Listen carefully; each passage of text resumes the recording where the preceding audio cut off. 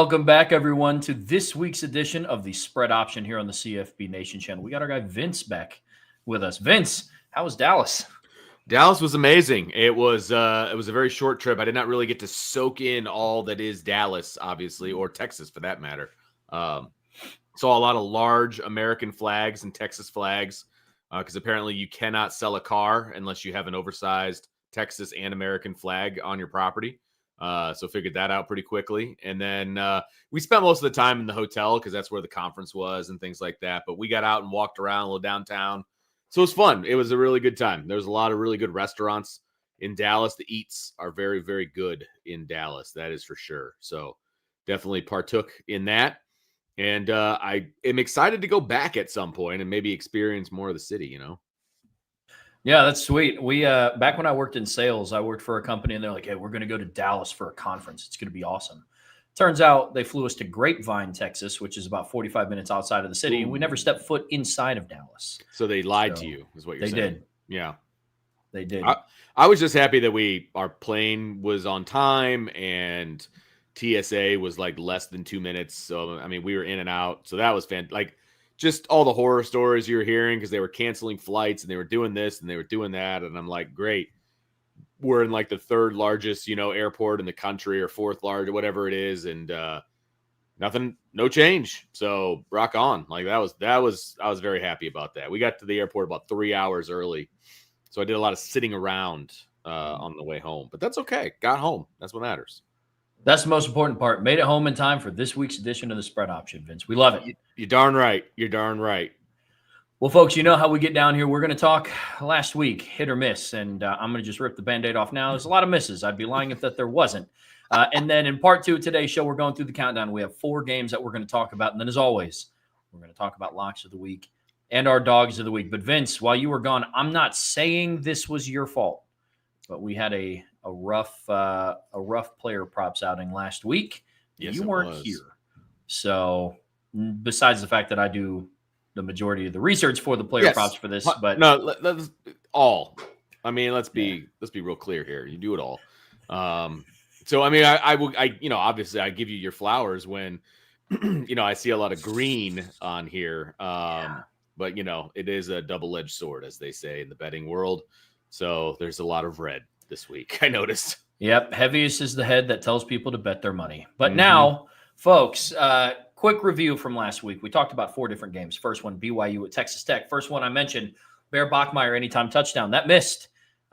No way around it, Vince. BYU got absolutely dismantled, and it was never close. The only time that they scored is kind of when Texas Tech allowed it. I've heard a lot less from BYU fans on social media this week. They're not exactly silent, but less. Yeah, not as much Virginia or Louisville or BYU fans. And not as much, come to Provo. That's where you're going to get beat and all those things. Yeah. Not as much of that. But the other player prop we talked about, running back for Texas Tech, Cameron Dickey. We said to take his under at 68.5 rushing yards because they're by committee. BYU had a pretty good rush defense coming into the game. Unfortunately, Cameron Dickey ended with 121 rushing yards in their rout over the Cougars. So that one missed, and I'd be lying if I said it was close. He only had double, whatever. Yeah, he only doubled the amount that I said to take his under on. But, hey, it's okay. Next game that we talked about, Vince, Texas A&M on the road against Missouri Tigers. I said for Marcel Reed, anytime touchdown, and that hit despite them winning 38-17. Reed was held out of the end zone for, I think, the first time in over a month. Of course, this is the week that he decides to do that. Which checks pretty hard. And then even though Missouri only put up 17 points, Ahmad Hardy was able to finish the game with 109 rushing yards, and his over-under was set at the time of the show at 89.5. I said to take his under. Once they entered SEC play, it hadn't been that great. Texas A&M's rush defense was hit or miss, but I assumed that they would sell out to stop the run, and I believe that Missouri had 2 backs over 100 yards, but still only put 17 points up on the board at the end of the day. That's rough. Saying something, too. Yeah, it's saying something. If 2 guys go over 100 and you only have 17 points, that's not great. Yep. I actually lied, Vince. I just color-coded this wrong. Ha-ha. First player prop win of the day. Yes. We have, I know, how about that, huh? Look at us. Absolutely. Look at us. I can't take credit because this is literally the one that Jesse put in. So, uh, Jesse, Jesse talked about this one. Oregon on the road against Iowa. Kamari Moulton, Iowa's running back, said his over-under was set at 53.5 rushing yards. That ended up hitting. He finished with 87 rushing yards. It was just, Vince, I didn't know if you had a chance to watch the Oregon-Iowa game. It was just flat out ugly. I watched some of it. Yeah, it was very, very ugly. Yeah. Yeah, very, very ugly game. But that one did hit. And then for the first time this season, we actually have a voided bet, which is crazy that we made it to week 12 of college football for that to happen. But Jesse also talked about taking Decorian Moore's over 39.5 receiving yards. That was voided out. He didn't play. Mm-hmm. He did not play. So that one just doesn't count towards anything. If you bet on it, you got your money back. I guess if you bet on that singularly, or if you put it in a parlay and every other leg hit, not that one, you just made less money. So the final game that we talked about was Navy, the midshipmen on the road against the Notre Dame Fighting Irish. I was very confident in Jeremiah Love's over 106.5 rushing yards. And despite them winning 49-10, Jeremiah Love finished with 94 rushing yards. Well, and that's tough because if he would have played the whole game, you would have gotten that number. Yeah. But he didn't play a whole lot into the third quarter, unfortunately. And so that number gets stuck at 94. Yep, sure did. And then the other one, I was just going based off of really history here, recent history. Said to take a Will Pauling anytime touchdown. He'd scored 5 games in a row. And that streak ended when Navy came to South Bend. He did not make it into the end zone. Again, despite Notre Dame winning 49-10. But I'm not upset about them winning 49-10 either. Correct. Yeah. Who knew the proper call was KK Smith anytime touchdown scorer. So there you go. Yeah. I think I don't even know if you could have bet on it. But if you, I bet it was not at least plus 3,000. Yeah, I'd say probably not. And the only people that would have hit on that bet would have been his family. So yeah, fair enough. However, our luck did turn around, or I guess at least my luck did. Locks of the week. I said for Mark Gronowski anytime touchdown. That hit. Plain and simple. My rationale last week was he has scored a rushing touchdown in every single game this season, and it took until the very end of the fourth quarter for it to hit. But nonetheless, it did hit. So my lock of the week ended up happening. And then nice. In the second, we had 0 voids ever on this show. And then Jesse joins, and now there's 2 that have been voided. His lock of the week was void. He said for Blake Horvath to go over 182.5 total yards, and then he didn't play. No, he did not. They showed him an awful lot for a guy who didn't play. He was on the TV copy an awful lot, just FYI. Yep. Definitely was. They really wanted people to know that he wasn't. They really did. I mean, they had him with his coat on, his coat off. You know, he was engaged. He wasn't engaged in the game, not to another human. But yes, it was like a subplot. Just watching him on the sideline. Oh man. Yep. Definitely a running tally. Somebody should have played a drinking game for every single time Blake Horvath hops on the screen. Seriously. Don't know if he would have made it to the IB postgame show if that would have happened, but. Dogs of the week. I said for Syracuse, take Syracuse plus 28.5 on the road against Miami, and that hit by 0.5. Oh, baby. Nice. Well done. Thank you, sir. They still lost, and they got the brakes beat off of them, but they lost 38-10.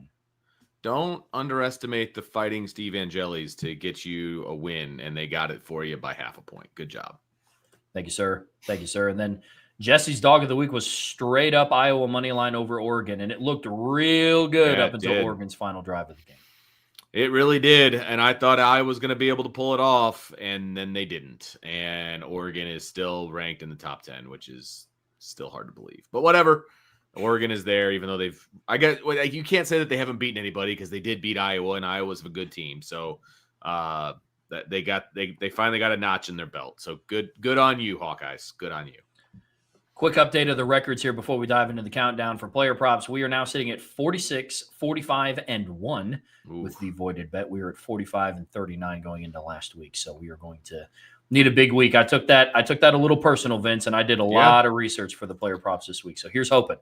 Well, you can't get much closer to 500 than you are right now with still being in plus money. So, honestly, if you look at this from a better standpoint, Trev, being 500, you're still in plus money because you're definitely going to win more than you're going to lose. So you're welcome, everyone. Just you're welcome. Oh man! For locks of the week, I'm back up to 500. We were sitting at 6-6. Vince, since he had last week off, he is now 5-6. Dogs of the week, I'm 6-6, and then Vince is still sitting at 7-4, looking to kick that 3-game losing streak with the dogs of the week. You're right on my tail, and I don't like it. So my dog of the week better hit this week. I gotta keep that 1-game edge. Got to remind me who the king of the dogs of the week are. It'll happen. It'll happen this week. At least I was. I don't know. Going 0-3 over the last 3 weeks is not a great look for me. So I'm gonna have to step up here. Gonna have to. And then real quick, Jesse in his appearance has just an all-time stat line. In locks of the week, he is 0-1, and in dogs of the week, he is 0-1.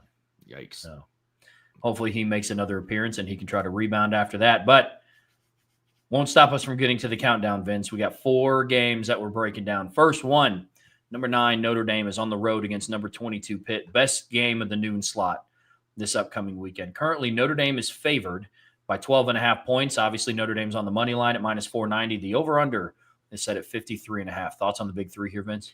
Well, I don't think the spread's big enough, to be perfectly honest with you. I know Pitt brings a good defense into this game, and I respect Pitt's defense. They're usually pretty good, especially the front 7, if not the front 4 specifically. But I also think that Notre Dame is poised to put up some points. And so I think 12.5 is a little low, to be perfectly honest with you. I would take Notre Dame minus the 12.5. Feel very, very good about it. Falls in line with what my prediction was from earlier today. I took Notre Dame. Still write mine. Come on. No. Jeez, what do you got going on, guy? Yeah. Oh, man. Well, good deal. Well, hey, like we do every single game, we got 2 player props here. First one, CJ Carr's over 254.5 passing yards. Pittsburgh plays an extremely aggressive defense, and I think they're going to sell out to stop the run, like most teams have, especially down the stretch here playing Notre Dame. Pitt ranks number 97th in the country in pass defense. CJ Carr's been hot lately. He had 218 against Navy in the snow. He had 299 against Boston College on the road, and then 2 weeks before that, he had 342 against NC State. I think CJ is going to hit some big plays in this one. I would take his over at 254.5. I dig it. I like that one a lot. And that 218 against Navy came in 2.5 quarters. So that's part of it right there. And he was extremely efficient, which I don't see changing as well. Have you checked the weather out there at Pitt at noon? It keeps fluctuating. Okay. The last time that I looked right now, it'll be a high of 60 degrees. And It looks like there's according to AccuWeather, 10% chance of rain at noon. So that's right when the game starts. All right. Yep. So I think they're going to be good. Wait. Psych. I was looking at Thursday. Good Lord, Trev. 35% chance, but still 60 degrees. Yeah. It looks like it might rain at the very beginning of the game, but then there's no rain until 8 o'clock. So you might get a quick shower. But I believe Notre Dame has already made it very clear that they can play in the elements. So I'm not too worried about it. Agreed 100%. The second player prop, I like Jeremiah Love's over 27.5 receiving yards in this one. He had 27 yards against Navy, but on 1 catch. I think he's going to get targeted a little bit more in the pass game against Pitt. He had 30 yards on 4 catches against Boston College and 37 on 5 catches against USC. Likely in the pass game, he'll be matched up against one of Pitt's outside linebackers, Kyle Lewis. Kyle Lewis has been targeted 37 times this season. He's allowed 26 receptions for 222 yards and a touchdown. Yeesh. So I like Jeremiah Love's over 27.5 receiving yards. I dig it. I feel like both of these are going to be green come this time next week. Just throwing that out there. As do I. Yeah. As do I. Now, my one keep away in this game, Vince, hurt me to type out. I know it did. I bet it did. It's for good reason. My one keep away in this one is Eli Raridan's over under 31.5 receiving yards. Here's why. Here's why it's a keep away. This could 100% happen. I'm very confident in that. But I was also 100% confident it would happen a few other times this season. Yeah. And it never came to be. On paper, Eli Raridan should have a big day. We talked about that earlier on the Irish Breakdown podcast, but betting doesn't always follow through with what's on paper. And so I'm just staying away from. I'm never going to take his under. I don't think I'll ever bet on a Notre Dame player's under unless it's something ridiculous. but I'm staying away from Eli Raridan this week, Vince. Yeah, and the thing is, he's burned me enough times that I do not include him in parlay bets anymore because he can go off and have a 100-yard game, or they might not even target him once. Yep. And there's been a couple of different times where I've had him in a parlay and they did not target him once.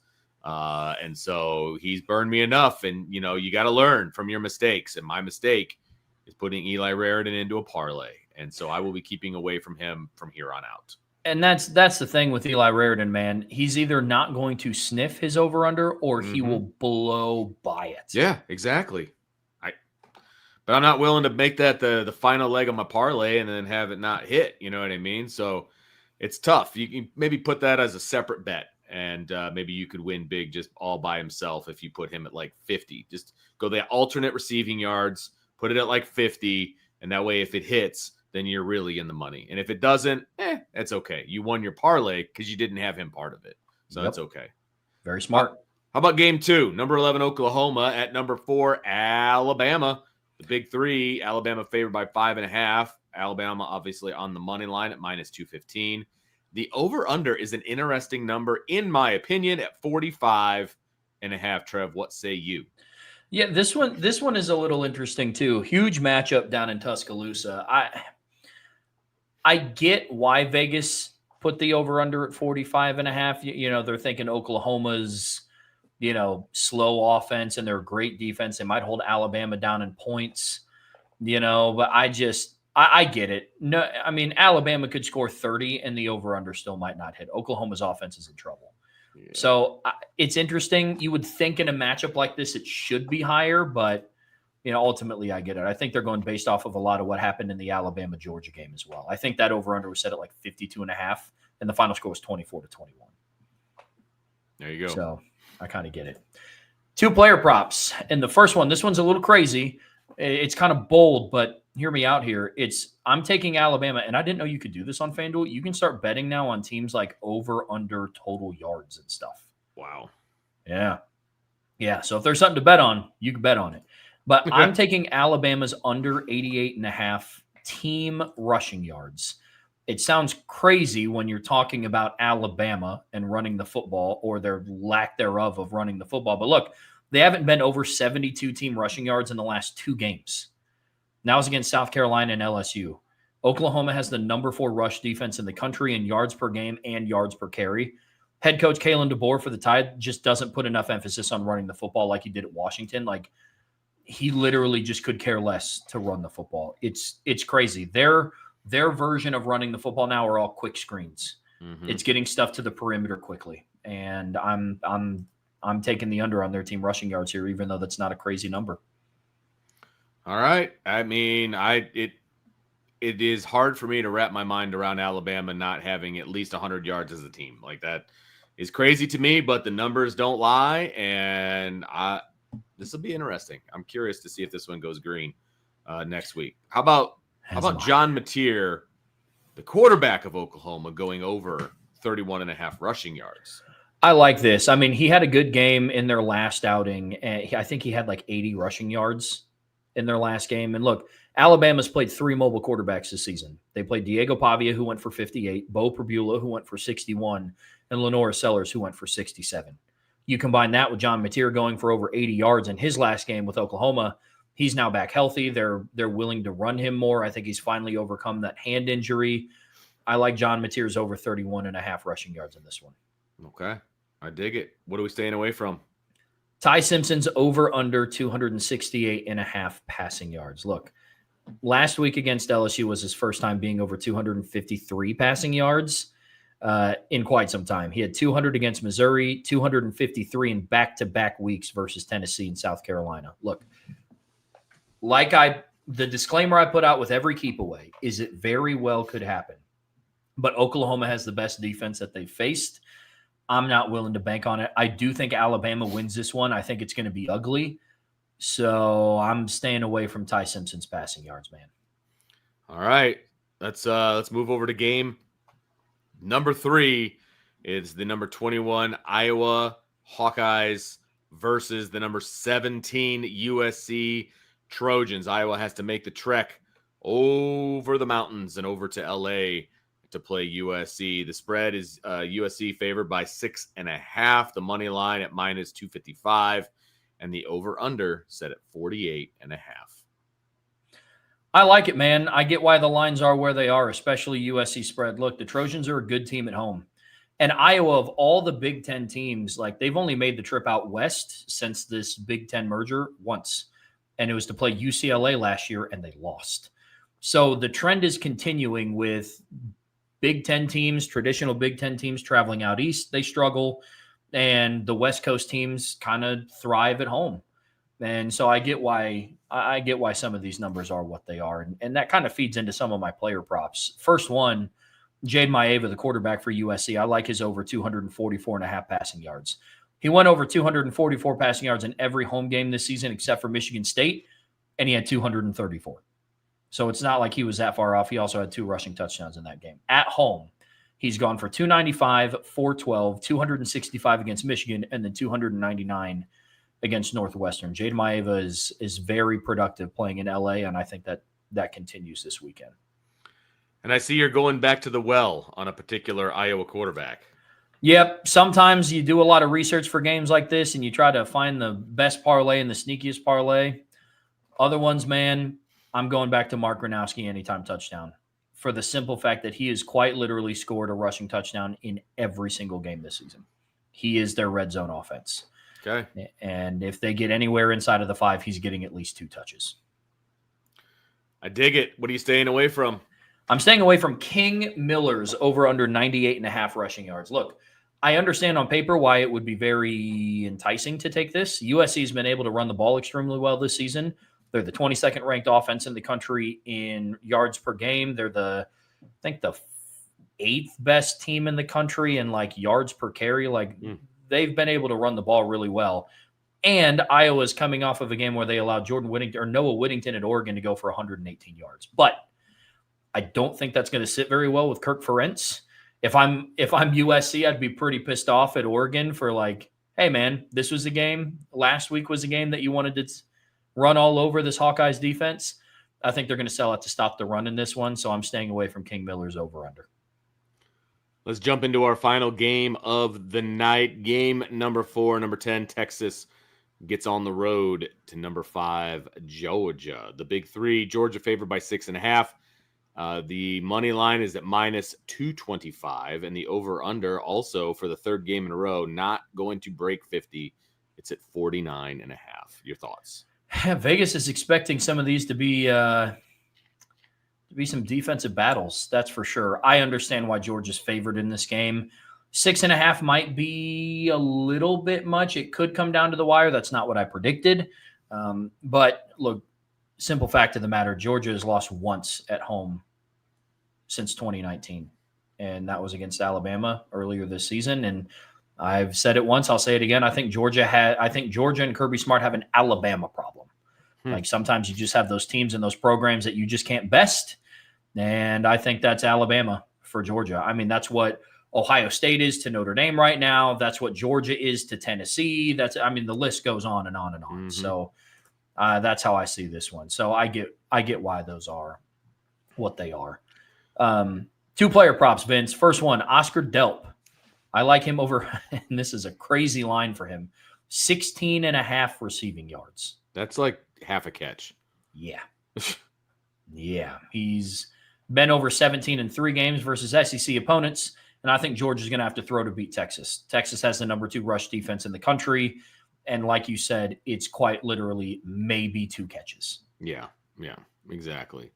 What about our boy Arch? Are you going to do anything with him? I am. I like his over 224.5 passing yards. He's been hot the last 2 outings. He threw for 328 against Vandy. Then he threw for 346 against Mississippi State. Look, when Georgia plays quality passers, they give up yards. Plain and simple. I'm not saying that Arch's performance is going to help them win, but you're going to have to throw to beat Georgia in Athens. Georgia's defense gave up 263 passing yards to Trinidad Chambliss, 276 to Ty Simpson in Athens, and 371 to Joey Aguilar. I like Arch to get at least 225 passing yards in this game. All right, and your keep away is interesting. You are staying away from the traditional SEC rushing powers. I feel like I Go am. ahead. I am. It's a new brand of football in the SEC, I would argue, man. I mean, Mhm. Alabama could care less to run the football. Georgia's done a good job of establishing the ground game. I'm just staying away from their rushing props in this one. Texas, for all their flaws, they have an elite rush defense. In their last 5 games, they're averaging giving up 90 yards a game. Georgia's been able to run the ball more effectively this year, but I'm not banking on it this weekend. This is your typical, I could see it happen, but I'm not keeping it in there. So I'm keeping away from Georgia rushing props. All right. Well, it is finally that time of the night. We get our locks of the week and we get our dogs of the week.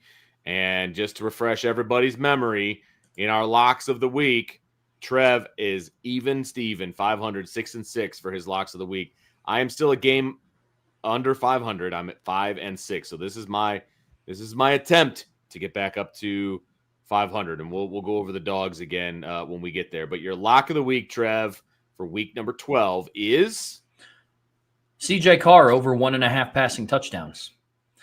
Like I said, I think that he's due for a really big game, and CJ Carr has thrown at least 2 passing touchdowns in 6 of his last 7 games. The only one where he didn't was the USC game, where it was, first of all, very bad weather. I would argue it was more inclement weather than the Navy game. Navy, it was snowing. USC was just flat out rain. Yeah. And speaking from experience, it's easier to throw in the snow than it is in the rain. Maybe that's just me. Fair. But that was also the game where the running backs combined for like 317 rushing yards and 3 rushing touchdowns, or 2 rushing touchdowns, 1 kickoff return for a touchdown. So CJ Carr didn't necessarily have to throw for more, and he still had 1 that game. So I like him. He's my lock of the week. CJ Carr over 1.5 passing touchdowns. Dig it. So I got inspired by your lock of the week. And so I decided to go with a player prop as well for my lock of the week. And I stayed in the same position at quarterback. And so my lock of the week is Haynes King rushing yards. It's set at 92.5. And that's a good size number for a quarterback. Now, he's had less than 90 yards rushing only twice this season. He is against Temple and against Virginia Tech. Every other team that he has played against, he has gone over 90 yards rushing. He's averaging 94 a game. The BC defense has been stingy against quarterbacks, but they haven't faced a running quarterback like Haynes King. And if Georgia Tech wants to do what they want to do against Boston College, which is win and win big, Haynes King's legs are going to come into play. So I'm taking the over on the 92.5 rushing yards for Haynes King. I love that pick. I love that lock of the week, man. I love Haynes King. He is such a dude. I know. And look, they're gonna go as far as he takes them, right? I mean, that's who Georgia Tech is right now, and I just think he's gonna have another big day. And like he goes over 100 yards almost every time he gets to he plays. So I feel very good about this number. Big fan. Our dogs of the week, Trev, and just to refresh everybody's memory. You are also at 500 for your dogs of the week at 6-6. I have hit a slide. I was 6-0, then I was 7-1. Now I'm 7-4. So I've lost 3 in a row in my dogs of the week. So I'm really looking to rebound here. You're looking to go over 500 for the first time, I think, this season. So who is your dog of the week? Give me the NC State Wolfpack plus 15.5 on the road against Miami. NC State is a quality football team. People just aren't ready to accept that fact. They've beaten Virginia. They beat Wake Forest, who beat Virginia. They scored 34 points on Pitt's defense. They scored 33 on Duke. Now, look, this is not me saying that NC State's going to win, because I don't think that they're going to win. I just don't think they lose by more than 15 points. I don't. Miami hasn't impressed me since their 26-7 win over Florida, and we all know what Florida is right now. They're just not good. They beat a meh Florida State team by 6. They lost to Louisville. They beat Stanford. Stanford's one of the 4 worst teams in the ACC, and it was tied 7-7 at halftime. Mm-hmm. They also beat Syracuse, the 2nd worst team in the ACC. And then they lost to SMU. I'm not saying the Wolfpack gets the dub here. I don't think they lose by more than 2 scores. I like NC State to cover. Not going to lie, I had my eyes on that game until I saw that you had already taken it. So I had to focus elsewhere. And I really tried hard not to take this particular game because I'm sure that I'm going to get burned because everything about this game says stay away, stay away, stay away. But I've got the Minnesota Golden Gophers plus 25.5 on the road at Oregon. Now, we all know that Big Ten teams that have to travel a good distance, whether it's West Coast to East Coast or vice versa, do not play well. Okay, got it. 25.5 is a pretty good size number. Minnesota is a good Big Ten team. They're not a great Big Ten team. They are middle of the pack. They are a good team. And I'm going out on a limb here because they've been good at keeping games close. Those are the games that they have won. But when they lose, they tend to lose big. And they've got 3 losses right now. They lost to Cal by 13. Okay, fairly respectable. But then they lost to Ohio State by 39, and they lost to Iowa by 38. They gave up 41 points to Iowa, which is the concerning part here because we know that Iowa's offense is nothing to write home about. Oregon's offense is better than Iowa's offense. So Minnesota's going to have to bring it in this game. Can they bring it enough to get 25.5? I'm only getting 25.5. Like I said, they lost by 39 and 38, and they're 2 big losses. So I'm taking a chance, but go Gophers. Let's go Minnesota. Rowing the boat. Do your thing. We're rowing the boat out to the wilderness of Oregon, and we're going to keep it inside 25.5, everybody. That's what we're going to do. Let's go. Go Gophers. Oh, man. I'm putting my faith in my dog of the week in Dave Dorn, and you're doing it in PJ Fleck. I know. What are we doing? I don't know. What are we doing? I don't know. Oh, gosh. Well, folks, we are going to obviously revisit some of these player props, our locks and dogs of the week next week, but that is going to do it for us here tonight on this week's edition of the Spread Option. Listen, be sure to share this podcast with your friends and family. Our live audience is growing every single week. We'd love to get more people in here that just want to talk football, want to talk betting, because we cover a bunch of different games and we run through it pretty quickly. So enjoy your weekend. Have a fun and safe weekend on your way out of here. Be sure to hit that like button. Make sure you're subscribed to the CFB Nation channel. And we will see you back here next week at 8 p.m. for next week's edition of the Spread Option Podcast. Have a wonderful night, everybody. Row the boat. Let's go.